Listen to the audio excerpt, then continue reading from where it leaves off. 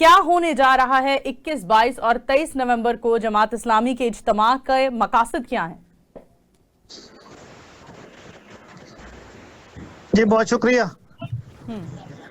جماعت اسلامی پاکستان 14 سال کے بعد ایک عظیم شان اجتماع مینار پاکستان کے سائے تلے کرنے جا رہی ہے.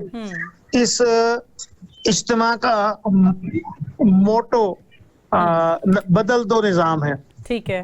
جماعت اسلامی یہ سمجھتی ہے کہ 77 سالوں سے اس ملک میں ہمیشہ چہرے بدلتے رہے ہیں، لیکن چہروں کے بدلنے سے اور پارٹیوں کے بدلنے سے اس ملک کے نظام میں کوئی تبدیلی نہیں آئی.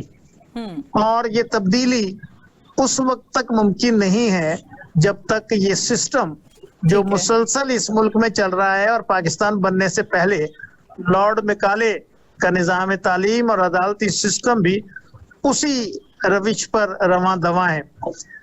یہ سسٹم جو ہے وہ بر صغیر کے لوگوں کو غلام بنا کر اور ان کے اوپر حکومت کرنے کا تھا. بدقسمتی سے پاکستان بننے کے بعد بھی اس نظام میں کوئی تبدیلی نہیں آئی. جماعت اسلامی یہ محسوس کرتی ہے اور یہ سمجھتی ہے کہ جب تک اس ملک کا سسٹم تبدیل نہیں ہوگا اس وقت تک نہ تو لوگ خوشحال ہو سکتے ہیں اور نہ ملک ترقی کر سکتا ہے.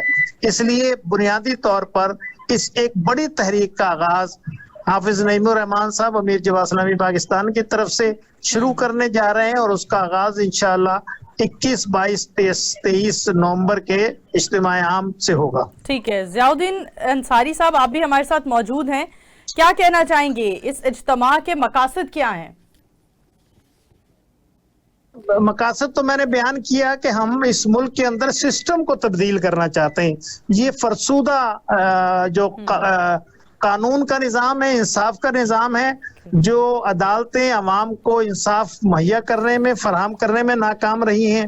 یہاں کا معاشی نظام جو ہے وہ حکومتی اعداد و شمار بتاتے ہیں کہ ہم ترقی کی راہ پر چل رہے ہیں، لیکن جب ایک عام فرد جو ہے وہ بازار مارکیٹ میں اپنی خرید و فروخت کے لیے جاتا ہے، اپنے روزمرہ کی اشیاء خریدنے جاتا ہے، تو اسے محسوس ہوتا ہے کہ اس کی جیب میں اتنی طاقت ہی نہیں ہے کہ وہ اپنے بچوں کو روزی بھی دلا سکے، ان کے روٹی پانی کا بندوبست کر سکے، ان کے رہائش کا بندوبست کر سکے، ان کے لیے کپڑے لتے کا بندوبست کر سکے.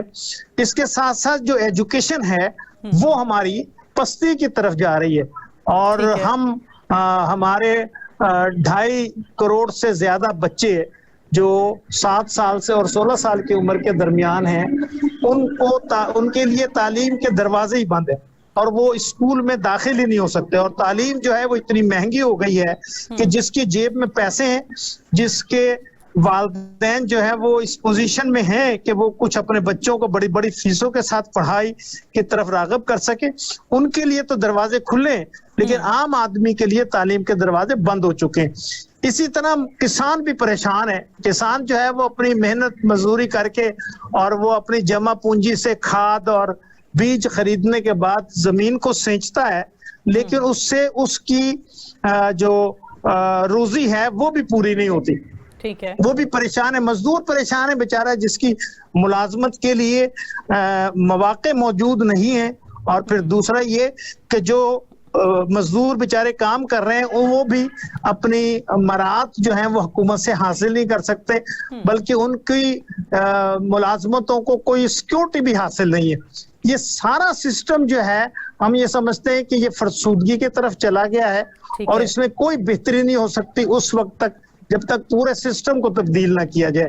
ہر شعبے میں اصلاحات کی ضرورت ہے، اور جماعت اسلامی انشاءاللہ 21, 22, 23 نومبر کو اس ملک میں ان تمام شعبہ جات کے بارے میں اصلاحات کا ایک پورا پروگرام دے گی، اور لوگوں کو ہم اس بات پر قائل کریں گے کہ اس اصلاحاتی پروگرام کے ذریعے سے اس ملک میں تبدیلی آ سکتی ہے. ٹھیک ہے. انصاری صاحب آپ ہمارے ساتھ ہی رہیے گا. جاوید قصوری صاحب، ہم آپ سے جاننا چاہیں گے کیا کہتے ہیں اس اجتماع کے حوالے سے، آپ کیا اپڈیٹس دیں گے؟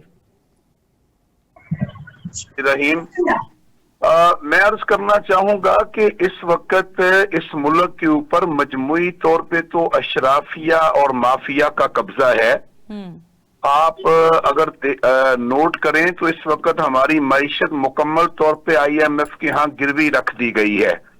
مجموعی طور پہ ہم قرض کے اندر ڈوبا ہوا ملک اور ڈوبی ہوئی قوم ہیں.